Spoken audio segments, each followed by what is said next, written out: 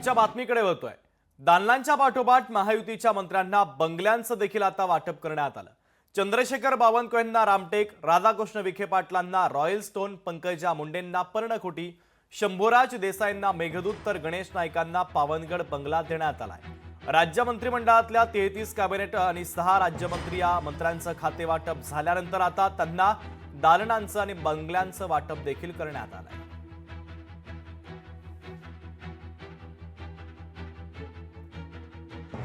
तर दालनांच्या पाठोपाठ महायुतीच्या मंत्र्यांना बंगल्यांचंही वाटप करण्यात आलं। चंद्रशेखर बावनकुळेंना रामटेक, राधाकृष्ण विखे पाटलांना रॉयल स्टोन, पंकजा मुंडेंना पर्णकुटी तर शंभूराज देसाईंना मेघदूत बंगला देण्यात आला। राहुल नार्वेकरांना शिवगिरी बंगला,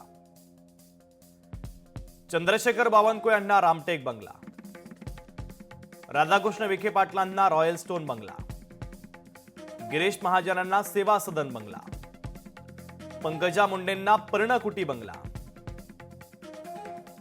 धनंजय मुंडेंना सातपुडा बंगला, मंगल प्रभात लोढांना विजयदुर्ग बंगला, उदय सामंतांना मुक्तागिरी बंगला, शंभूराज देसाईंना मेघदूत बंगला,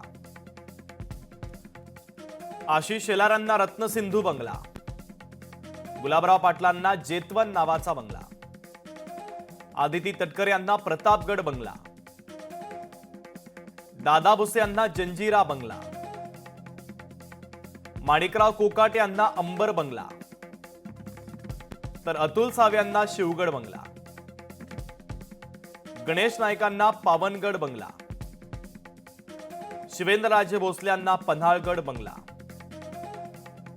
तर नरहरी झिरवळ यांना सुरुची या बंगल्याचं वाटप करण्यात आलेलं आहे।